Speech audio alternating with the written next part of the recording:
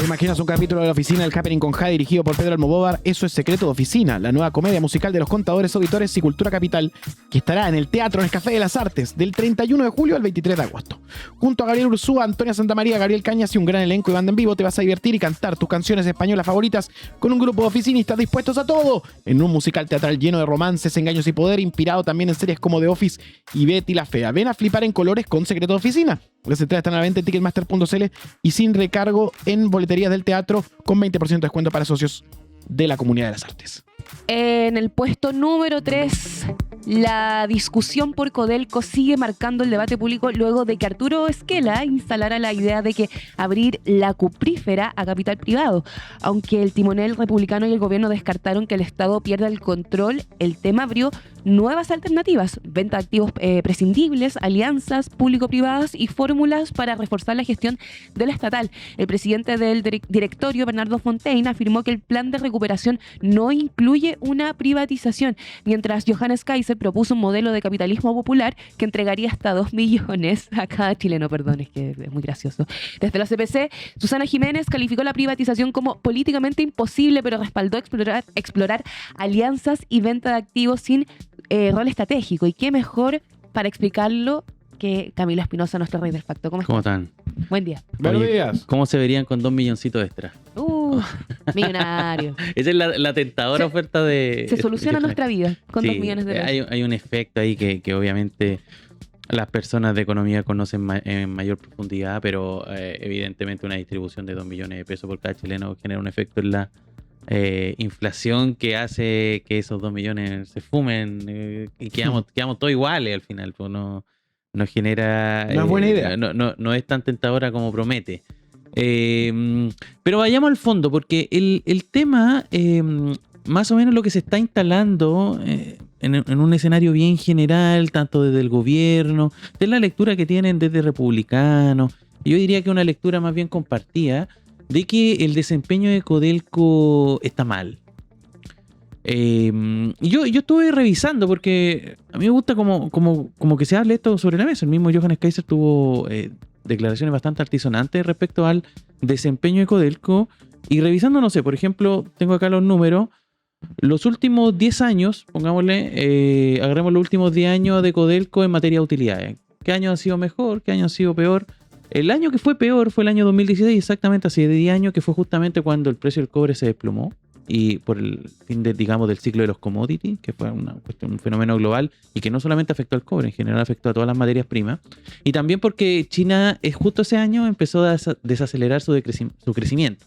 Entonces China compraba menos, el precio estaba bajo. Eso generó que los excedentes antes del cobro de impuestos estuvieran en torno a los 500 millones de dólares. Hoy día estamos a más del doble de eso. 1.140 de acuerdo al año 2025. Estos son los reportes oficiales de Codelco. El mejor año fue el año 2021 post pandemia. Terminó la pandemia, se abrieron los mercados y dijeron volvamos a exportar cobre. El precio del cobre subió, las exportaciones se multiplicaron y eso generó que estuviésemos en un pic de 7.394 millones de dólares. O sea, 7 veces lo que se generó el año 2025. Es efectivo que tuvimos 2 malos años, el año 2023-2024. 700, que tampoco es que sean malos años, ¿eh? Porque igual genera ganancias, genera excedentes 719 millones y 820 millones respectivamente esos años. Y el gran plus que tuvo el año 2025 fue justamente cuando se crea esto de Novo Andino, ¿cierto? Cuando se abre esta empresa que también va a explotar el litio. Entonces, en el fondo, lo que hay que tener más o menos claro es que cuando te dicen que Codelco es un desastre, que no está generando excedente, cuando te meten el tema de la deuda, la verdad hay un escenario ahí de bastante exageración. Yo creo que es una exageración y es una fórmula también que hay que tenerlo súper presente, que ya se utilizó cuando se privatizaron las empresas, sobre todo en dictadura. Prácticamente se está replicando el mismo argumento, y esto se puede hacer en cualquier escenario y en base a cualquier empresa estatal, ¿eh? ¿Se acuerdan que hace poco también se hablaba de privatizar TVN? Y privatizar TVN justamente porque está atravesando por un mal momento. Esa empresa sí está atravesando por un mal momento económico. No Codelco, son escenarios absolutamente distintos. Es cosa de ver también lo que ocurrió con ENAP. Ustedes algo alcanzaron a comentar al principio del programa. ENAP duplicó, duplicó las ganancias que tuvo en el último semestre. Entonces, ese escenario y esa crítica que también se suele tener desde la derecha de que las empresas estatales tienen serios problemas de administración y de gestión de recursos, es falso. No es real. Tenemos este ejemplo. Entonces, y que es muy difícil que la derecha, por ejemplo, ahora trate de levantar las banderas de privaticemos ENAP, cuando en el fondo estamos teniendo buenos resultados como empresa estatal. Esto evidentemente hay elementos de gestión que seguramente hay que aplaudir, todo eso es un desglose que tienen que hacer sobre todo los expertos, pero evidentemente, y esto a todas luces, tiene mucho que ver también con el escenario internacional. Recordemos que el precio del crudo está alto, el precio del petróleo está subiendo, entonces los procesos de refinería por consiguiente también suben. Entonces eso evidentemente genera más ganancias. Y en un escenario en donde Chile no está involucrado en la guerra, al menos no directamente, entonces no tiene problemas para su suministro, digamos, de eso. Entonces hay una situación, un escenario que evidentemente es más ficticio o artificial, diría yo, que evidentemente Codelco tiene desafíos, tiene un escenario de digamos, ponerse frente porque en el fondo la diferencia entre la propuesta de los nacional libertarios, que es la propuesta de Kaiser, esto de prácticamente vender parcial o totalmente Codelco para generar una ganancia tal que en el fondo se pueda redistribuir a los chilenos. Hasta 2 millones por cada chileno. Hasta la propuesta que tiene el gobierno, que en términos muy concretos es una suerte de vendamos aquellos inmuebles que son imprescindibles de Codelco. Oficinas, edificios que no estén utilizando terreno, cosas de ese estilo, para también generar una platita, una caja en esa materia. Entonces, nada, hay que estar muy atento y muy alerta. Este es un tema que evidentemente debiese preocuparnos a todos. El tema de Codelco, evidentemente, va a estar Pancho Vidal más ratito, en turno en vivo, y que sabe también cómo se maneja está la principal empresa del país. El sueldo de Chile, como se le llama. El sueldo de Chile, así se le llama. Siempre los libros de historia del colegio le ponen el sueldo de Chile. El sueldo de Chile. Y todos esos afiches. Porque además fue uno de las pocas políticas públicas que concitaron una mayoría total en el Congreso. O sea, de izquierda a derecha se aprobó la nacionalización del cobre, que por consiguiente provocó la creación posterior, y esto en dictadura, o sea, la propia dictadura la que terminó como decantando el proceso de nacionalización del cobre con la creación de Codelco el año 77. Puesto número 2 de esta mañana de viernes 31 de julio de 2026. El presidente argentino Javier Milei anunció en cadena nacional el proyecto Grillete Fiscal, una versión local del shutdown estadounidense que paralizaría actividades no esenciales del Estado si las cuentas públicas entran en déficit sostenido. La medida contempla suspender contrataciones, transferencias a provincias y sueldos de altas autoridades mientras dure el cierre administrativo. El anuncio se da en medio de una nueva controversia institucional y diplomática. Milei decretó restricciones contra extranjeros que emiten mensajes de odio a Argentina tras denunciar una supuesta campaña anti-argentina. En paralelo, la vicepresidenta Victoria Villarruel expresó preocupación por el estado del mandatario y sus persecuciones imaginarias, profundizando el quiebre interno del oficialismo. ¿Es oficial? No voy a poder entrar a Argentina. No, bravo. Es bravo. Amor a mis hermanos argentinos. Mira, abrí el LinkedIn por si había alguna actualización respecto a esta misma materia. Y tienen un mensaje del editor titulado así: discursos de odio, : Milei adopta un eslogan progre. A propósito de que el discurso de odio en general es como parte de toda esa estructura discursiva del negacionismo, de la discriminación. Es algo que evidentemente han, por ejemplo, levantado la bandera del mundo LGBT. Ahí la estamos viendo en pantalla. Es una suerte editorial. Dice acá, le ponen del editor, no, me imagino que debe ser un periodista. Dice, lo tengo acá también. Dice, Ignacio Miri. Dice, lo hacen todos los gobiernos del mundo y lo hace también Javier Milei. Cuando la economía no tiene buenas noticias para dar, proliferan las batallas culturales, los chivos expiatorios y elección de blancos para que la gente pueda descargar su frustración. y por qué no sus prejuicios. El primero, los objetivos que eligió el gobierno fueron, cuando no, los extranjeros. Como para que no hubiera dudas sobre sus intenciones, Milei y sus funcionarios activaron su operativo durante el Mundial de Fútbol. Proyecto de ley para arancelar la universidad y la atención en hospitales, declaraciones xenófobas de funcionarios o de tuiteros oficialistas, e incluso una incomprensible pelea del presidente Milei con Lula da Silva formaron parte de esa escalada que buscó convertir en problema a las personas que deciden construir sus vidas en Argentina. La inmigración nunca fue un problema en un país, desde sus orígenes estuvo abierto a la llegada de extranjeros.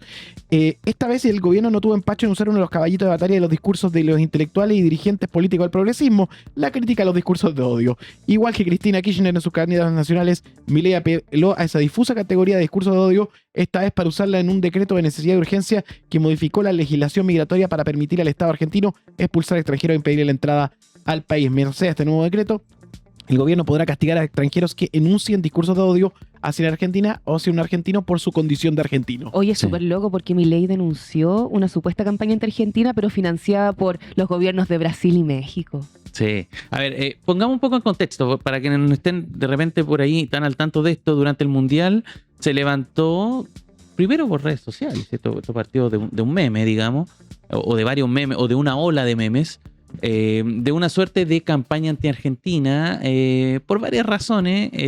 La principal es que en el fondo aseguraban que Argentina tenía prácticamente comprado el Mundial, esa suerte de como condescendencia que tenía permanentemente con Gianni Infantino y varios perdonazos en el arbitraje que hubo en el Mundial. Entonces esa crítica como deportiva en algún momento se volvió crítica, por así decirlo, social, hablándose del país. En algún momento hubo personalidades del mundo, sobre todo el mundo del espectáculo, desde Rosalía hasta Samuel L. Jackson, Pedro Pascal metido ahí entre medio, que en el fondo cuestionaban esto de que Argentina además era un país racista y un país sionista. Esa es como la ola de críticas que se esbozaban en contra de este país, principalmente en el caso, por ejemplo, del el sionismo, esto de que el propio Milei se ha declarado Dice que sionista. es el país más sionista del mundo. Claro, él mismo levanta ese eslogan y imágenes también que tuvo Messi en el Muro de los Lamentos y cosas como de esas características.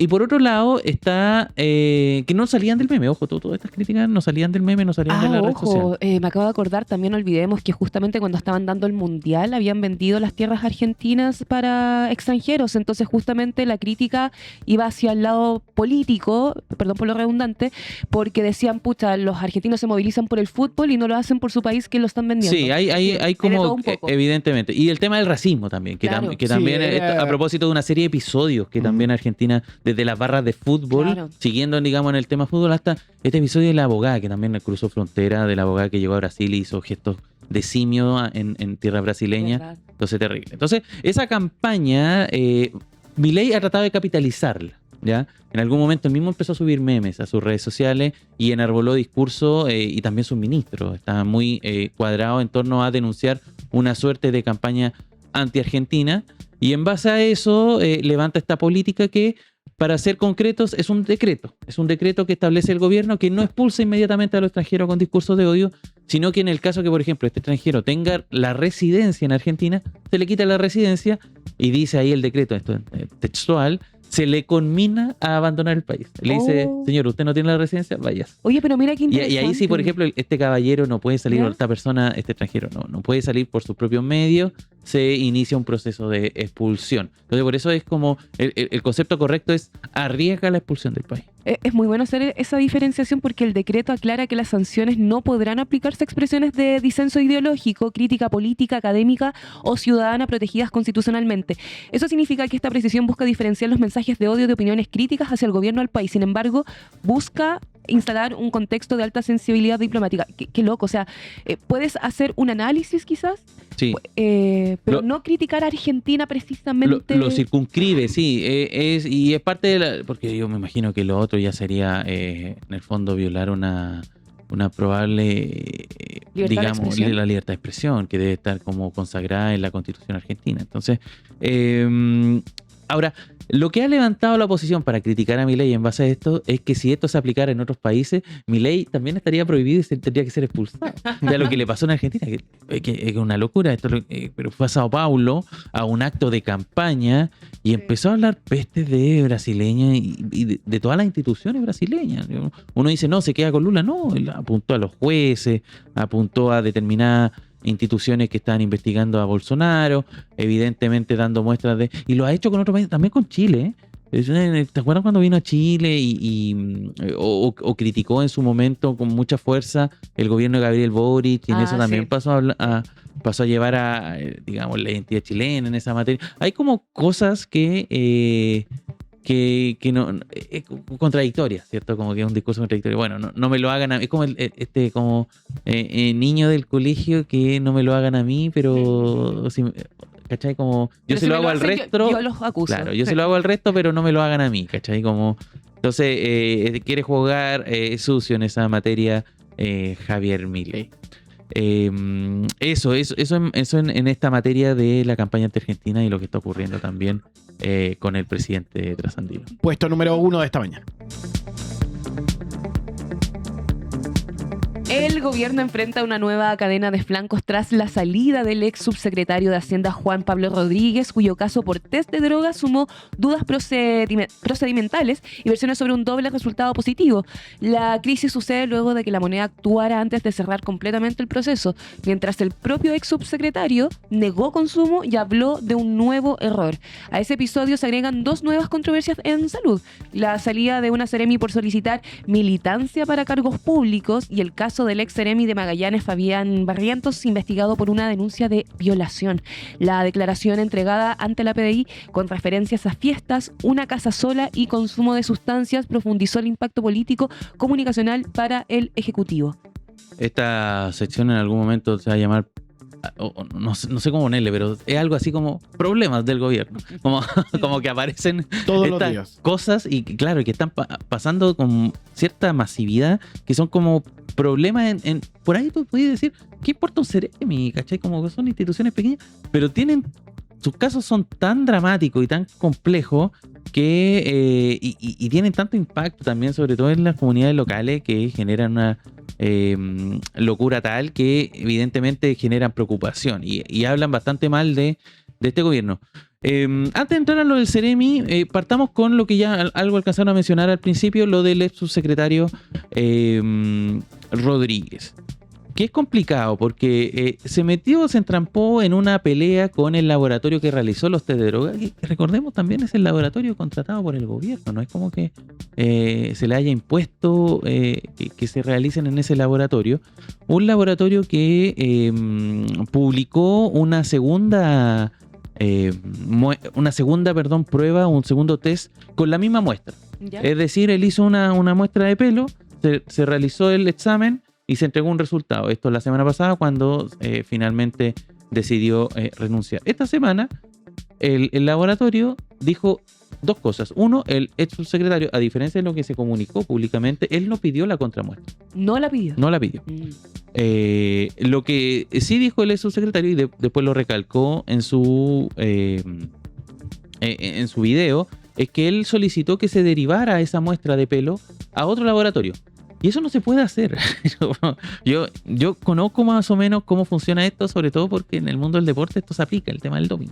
Él quería como que lo viera otro laboratorio. Igual Y que si lo quiere hacer, vaya y sáquese otro mechón de pelo y lo hace en otro laboratorio. No funciona como ir trasladándose muestras. Claro. Entonces el laboratorio, para poder, digamos, reforzar lo que está ocurriendo, dijo, hagamos otro test con el mismo pelo, el mismo mechón que dejó acá el ex subsecretario.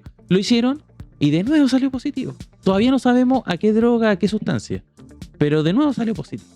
Entonces el ex subsecretario, pasa esto, el laboratorio que también necesita defender su reputación, porque acá lo que está haciendo el ex subsecretario es tratar de como sacarse los pillos con esto. Entonces está tratando como de cuestionar a la... Cosa que no se hace tampoco, ¿eh? O sea, si uno quiere zafar de esto, tiene que inventar... Lo que han inventado los deportistas, hay como un manual de qué inventar si eres deportista y te pillaron con doping. desde que comiste un alimento que no tenías idea, que venía cargado, de que alguien te envenenó, cualquier cosa, ¿cachai? Como que han ocurrido cada excusa y al menos que ha instalado. Este se fue contra el laboratorio, muy mal, yo creo una muy mala jugada política, está muy mal asesorado el subsecretario. Porque le va a salir el tiro por la culata. Ahora, él dice que lo va a hacer con otro laboratorio que tenga estándar internacional, está tratando ahí de zafar de esto, pero yo creo que está muy complicado, ¿eh? Yo creo que el discurso cada vez se le desmorona más, está perdiendo mucha credibilidad, porque él sigue manteniendo que él no consume droga y todo indica, al menos científicamente, yo no creo que haya una confabulación de los laboratorios en su contra. Y además que le puede llegar una demanda quizás al ex. O sea, ¿O no? No creo, porque si en el fondo, en rigor, consumir droga no es... No, pero es declarar que quizás los procedimientos que están haciendo dentro del laboratorio con su pelo están mal y hoy va a buscar un laboratorio con más prestigio. Es una crítica legítima, no necesita como hacerse una investigación penal respecto a aquello. Es mala jugada política nomás, ¿cachai? Es como criticar a alguien es como criticar al árbitro en el fútbol. ¿Cachai? El árbitro te va a poner roja. Y puede haber otro árbitro que te ponga roja. Sí, no, mal, súper mal. Entonces, no está bien encaminado, yo lo veo muy complicado. Tal vez él quiere dar muestras de que tiene una convicción demasiado profunda de que no consumió drogas, pero en esta guerra de drogas yo creo que puede salir muy mal parado, porque imagínense, o sea, tienes un laboratorio que te dio 2 muestras, 2 resultados positivos, y otro laboratorio que te da negativo, igual queda la duda, ¿cachai? Claro. Algo pasó, ¿cachai? No es como consistente. Entonces, muy mal el ex subsecretario, que es tal vez el cargo más alto. Pasemos ahora a los Ceremi. Los Ceremi nos siguen dando novedades. Me da risa cómo va creciendo este contador que publicó Danilo Herrera con las autoridades de gobierno que se están yendo. Ya está en el número 39. Tuvimos el caso de este Ceremi de Magallanes, que el caso cada vez está agarrando unos ribetes bastante tránsfugo. Biobío ayer publicó la declaración que le entregó a las autoridades. La declaración parte más o menos así. Él me pidió plata. Recordemos que esto... la versión que conocemos hasta ahora es la versión fundamentalmente de la persona que denuncia a este ex-Ceremi, que era un escort que fue contratado por el Ceremi acá en Santiago y se lo llevó a Punta Arenas. Esa es la versión. Y lo que dice este escort es que él habría suministrado clonazepam, claro, con otra sustancia de color azul que él desconocía que era. La consume, se queda dormido y a la mañana siguiente despierta con signos de abuso. Él reacciona con furia en ese momento y decide cómo confrontar a esta persona, al ex Ceremi, y en eso le rompe los vidrios, agarran afuera en un negocio, en un local. Bien catastrófico, al menos esa era la versión. Ahora salió la versión de este ex Ceremi. Y en él dice, él me pidió plata, dice. De partida pone otro elemento sobre la mesa. La suma de 200.000 pesos, ya que lo necesitaba urgente, argumentando que él había viajado a verme. Yo le dije que no, me hice el loco. Luego fui a comprar al negocio, compré un pisco sour de 1 litro y 2 packs de Mistral Ice, además de algunas cositas para picar. Regresé a casa y acá le ponen las iniciales porque hay orden del tribunal de no señalar la identidad de esta persona. ML estaba eufórico. Ya no me conversaba con el mismo tono que hablábamos los días previos. Estaba agresivo, me volvió a pedir plata, yo le respondí que no, le dije cálmate, tratando de entrar a un diálogo. Lo invité a tomarnos algo, él no quiso entrar en razón y ahí se habría, digamos, provocado la pelea que establece y relata el ex Ceremi de salud, que aparece en esta historia de Biobío y que evidentemente va a formar parte de la investigación. No sé si quiere en el fondo esclarecer, porque son 2 versiones de una misma historia que están distintos. Cuenta también que, por ejemplo, él participaba, ellos 2 de partida se conocieron el año 2023 en fiestas que se realizaban en el barrio Bellavista y que eran fiestas de la diversidad sexual, así lo describe en su testimonio, y que en 2024 comenzaron a tener esta relación habitual de cliente escort que se mantuvo hasta la semana pasada. O sea, eran más o menos 2 años de una suerte de relación cliente escort y que finalmente derivó en este también viaje a Punta Arenas. Ahora es curioso porque en su testimonio el ex Seremi habla de que él viajó a verlo. No es como que él se lo llevó, ¿no? Se lo trajo en este caso a Punta Arenas. Evidentemente son dos formas de ver la situación bastante distintas y hay que ver también qué dicen las distintas pruebas, las pruebas toxicológicas que mandaron a hacer sobre todo de la Fiscalía para ver qué va a ocurrir finalmente con este ex Seremi. Bueno, pero uno podría decir ya, el Seremi Escort, el problema que contabas al principio, pero hay esta situación de que el MinSal solicitó renuncia a Seremi de Salud Arica Eso está una tras locura. polémica por ofertas laborales dirigidas a republicanos o hijos de republicanos. La tarde del jueves, el Ministerio de Salud confirmó que solicitó la renuncia de la Seremi de Salud de Arica Parinacota porque tiró unos mensajes en que la autoridad establecía que había que tener un vínculo con el Partido Republicano como requisito para postular un cargo en la repartición. Tengo el mensaje, te lo leo. Ahí está. Carla Kepek, ahí está, lo estamos viendo. Mensaje de WhatsApp, además porque esto como que se viralizaba por WhatsApp. Junto con saludarles y esperando se encuentren bien, les comento la necesidad en mi servicio Seremi de salud a 2 tecnólogos médicos de especialidad laboratorio para integrarse a mi depto de LabSal. Republicano o hijo de republicano, por favor enviar CV, currículum vitae, a arica@partidorepublicanodechile.cl. Según entrevista, ingreso inmediato. Agradezco enviarlo lo antes posible. Cariños a todos y seguimos trabajando por nuestra región y gobierno. Saludos y banderitas chilenas. Doctora Carla Kepe, que fue desvinculada, fue sacada como titular de la Seremi de Salud de Arica, que muestra que ya el nivel, el estándar ético, la desfachatez con la que se actúa a veces en alguna autoridad, no lo vamos a decir todo porque muchos están en contra de esto del mismo gobierno, por algo también la sacan, pero que evidentemente esto es pitutocracia a más no poder. A más no poder, claro, no debería. nepotismo total. Es el comunicado público del Ministerio de Salud a propósito de la salida de esta Seremi, en donde finalmente cuentan, sin digamos dar el detalle, porque eso evidentemente lo reveló más bien el periodismo, pero en este caso, por ejemplo, el gobierno reafirma su compromiso irrestricto con el cumplimiento de las normas y los principios que rigen la función pública. Claro, porque acá te caía Contraloría y te podía terminar bastante mal, así que salió a tiempo. Da la sensación esta Seremi, la Seremi, dice ahí el titular del mostrador, la Seremi número 31 del gobierno de Kast, a propósito de esta oferta laboral, y hay que ver cómo se reemplaza y también hacerle seguimiento a quiénes son finalmente estos tecnólogos médicos que lleguen. Ahí está, 39 autoridades fuera del gobierno de Kast, 32 Seremi. 32 Seremi según Danilo Herrera, que debe ser Renato Munster, ese Seremi extra que recordemos, él renunció antes de todo, antes de asumir, y fue nombrado, pero no asumió el cargo. 9:38. Muchas gracias, Camilo Peroso, por esta semana de noticias. Nos vemos.